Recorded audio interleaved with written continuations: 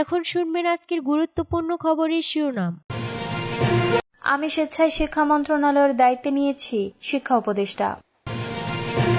ওবায়দুল কাদের নানক হারুনের তথ্য পেলেই গ্রেপ্তার র্যাব। তারেক রহমানের সব মামলা আইনিভাবে মোকাবেলা করা হবে, কায়সার কামাল।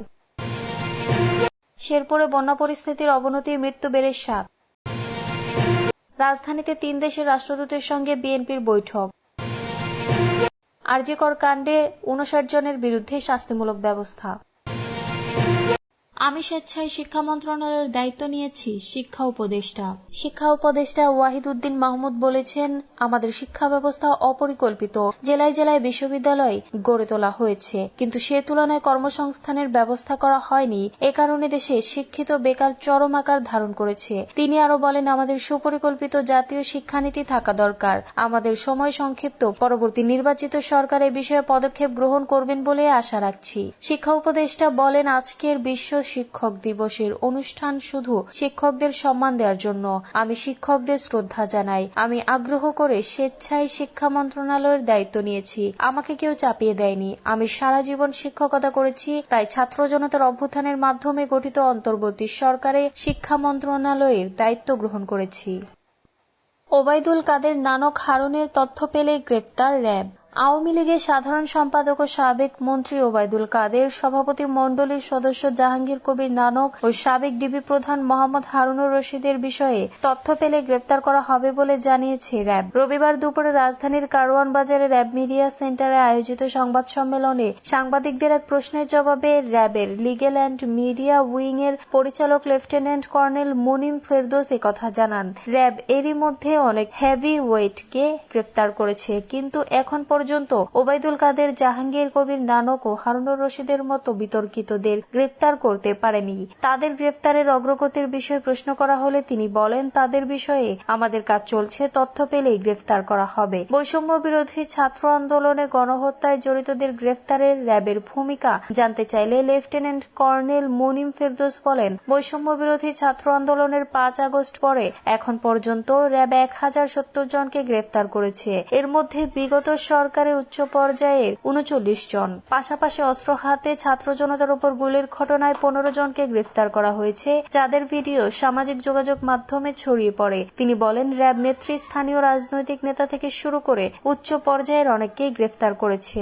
পুলিশের 90 জনের বেশি কর্মকর্তা এজাহারভুক্ত আসামি। র্যাবের কোন সদস্যকে আসামি করা হয়েছে কিনা জানতে চাইলে লেফটেন্যান্ট কর্নেল মুনিম ফেরদৌস বলেন, র্যাবের কোন সদস্য পালিয়ে যায়নি। অন্যান্য বাহিনীতে হলেও র্যাবের কোন সদস্য কর্মবিরতিতে যায়নি।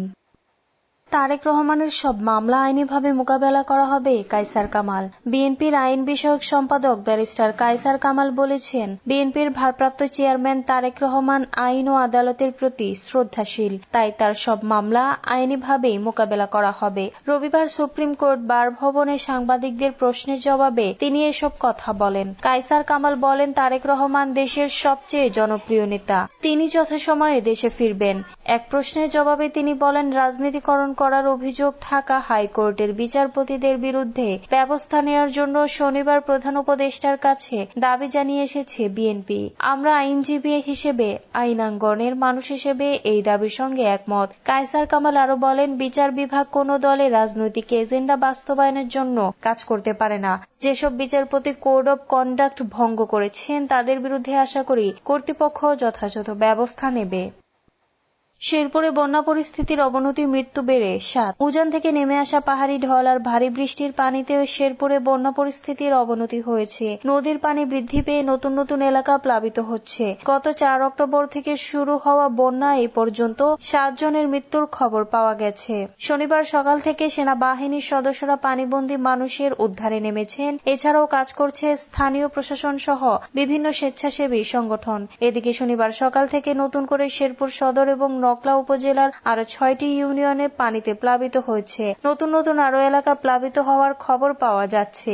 পাহাড়ি ঢল অব্যাহত থাকায় শেরপুরের মহারশী, সোমেশ্বরী, চেল্লাখালী, ভোগাই ও মৃগী নদীর পানি বিপদসীমার উপর দিয়ে প্রবাহিত হচ্ছে। এতে শেরপুরের সার্বিক বন্যা পরিস্থিতির ব্যাপক অবনতি হয়েছে। এখন পর্যন্ত শেরপুরের 5টি উপজেলার 28টি ইউনিয়নের 2 শতাধিক গ্রাম প্লাবিত হয়েছে, আর পানিবন্দী হয়ে পড়েছে 1.5 লাখেরও বেশি মানুষ। নকলা থানার ওসি হাবিবুর রহমান বলেন, শনিবার রাতে নকলায় একজনের মৃত্যু হয়েছে। পাহাড়ি ঢলের প্রবল স্রোতে শেরপুর থেকে তিনানি হয়ে নালিতাবাড়ি আঞ্চলিক মহাসড়কের রানীগাঁও সেতুর কাছে সড়ক ভেঙে যাওয়ায় শনিবার দুপুর থেকে যোগাযোগ বিচ্ছিন্ন হয়ে গেছে। এছাড়া শেরপুর থেকে কাজের খামার হয়ে নালিতাবাড়িগামী রাস্তার কলসপাড় ইউনিয়নের 4টি স্থানের উপর দিয়ে প্রবল বেগে পানি প্রবাহিত হওয়ায় ওই সড়কে যানবাহন ও মানুষ ঝুঁকি নিয়ে চলাচল করছে। শেরপুর জেলা মৎস্য কর্মকর্তা প্রণব কুমার কর্মকারের দেওয়া তথ্য মতে শুধু ঝিনাইগাতি এবং নালিতাবাড়ি উপজেলায় 2057টি মাছের ঘের ভেসে গেছে। ক্ষতির পরিমাণ প্রাথমিক হিসাবে 11 কোটি টাকার বেশি। জেলা প্রশাসক তরফদার মাহমুদুর রহমান বলেন, জেলার বেশ কয়েকটি নদীর পানি বিপদসীমার উপর দিয়ে প্রবাহিত হচ্ছে। জেলা প্রশাসন ও উপজেলা প্রশাসন সতর্ক অবস্থানে রয়েছে। দুর্গতদের উদ্ধারে ও শুকনো খাবার পৌঁছে দিতে আমরা কাজ করে যাচ্ছি। রাজধানীতে 3 দেশের রাষ্ট্রদূতের সঙ্গে বিএনপির বৈঠক। রাজধানীতে সুইডেন সহ 3 দেশের রাষ্ট্রদূতের সঙ্গে বৈঠক করেছে বিএনপি। দলের স্থায়ী কমিটির সদস্য আমির খসরু মাহমুদ চৌধুরীর নেতৃত্বে বিএনপির একটি প্রতিনিধি দল বৈঠকে অংশ নেন। রোববার সকালের দিকে রাজধানীর গুলশানে সুইডিশ রাষ্ট্রদূতের বাসভবনে এ বৈঠক হয়েছে। বিএনপির মিডিয়া সেলের সদস্য শাইরুল কবির খান গণমাধ্যমকে এ তথ্য নিশ্চিত করেছেন। তিনি জানান, বৈঠকে সুইডিশ রাষ্ট্রদূত Nicolas Linus Ragnar Wicks, Norway রাষ্ট্রদূত হ্যাকন এরালড গুল ব্র্যান্ডসেন এবং ড্যানিশ দূতাবাসের deputy head of mission Anders B Carlsen উপস্থিত ছিলেন। বৈঠকে উপস্থিত ছিলেন বিএনপির আন্তর্জাতিক বিষয়ক কমিটির সদস্য শামা ওবায়েদ ও আইন বিষয়ক সম্পাদক ব্যারিস্টার কায়সার কামাল। আরজিকর কাণ্ডে 59 জনের বিরুদ্ধে শাস্তিমূলক ব্যবস্থা। ভারতের পশ্চিমবঙ্গে আরজিকর হাসপাতালে নারী চিকিৎসককে ধর্ষণ ও হত্যার ঘটনায় থ্রেড কালচারে অভিযুক্ত 59 জনের বিরুদ্ধে বিভিন্ন শাস্তিমূলক ব্যবস্থা নিয়েছেন ওই হাসপাতালের মেডিকেল কাউন্সিল। গতকাল শনিবার অভিযুক্তদের বিরুদ্ধে গড়া তদন্ত কমিটির তদন্ত শেষে সুপারিশের ভিত্তিতে শাস্তিমূলক ব্যবস্থার ঘোষণা দেওয়া হয়েছে। গত 9 আগস্ট আরজিকর হাসপাতালের এক নারী চিকিৎসককে ধর্ষণ ও হত্যা করা হয়। এরপর থেকে রাজ্য জুড়ে চলে চিকিৎসকদের তুমুল আন্দোলন। রাজপথের আন্দোলনে যুক্ত হন নানা শ্রেণী পেশার মানুষ। তুমুল আন্দোলনের মুখে আরজিকর হাসপাতালের অধ্যক্ষকে গ্রেপ্তার করা হয়, বদলি করা হয় কলকাতার পুলিশ কমিশনারকেও। এসবের মধ্যে হাসপাতালের জুনিয়র চিকিৎসকেরা তাদের আন্দোলন চালিয়ে যান। এর মধ্যেই তারা থ্রেড কালচারের অভিযোগ তোলেন, অর্থাৎ আন্দোলনরত চিকিৎসকদের নানাভাবে হুমকি দেওয়া হচ্ছিল।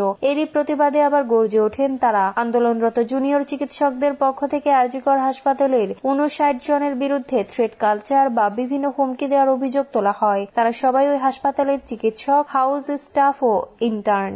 এ নিয়ে হাসপাতাল কর্তৃপক্ষ একটি তদন্ত কমিটি গঠন করে।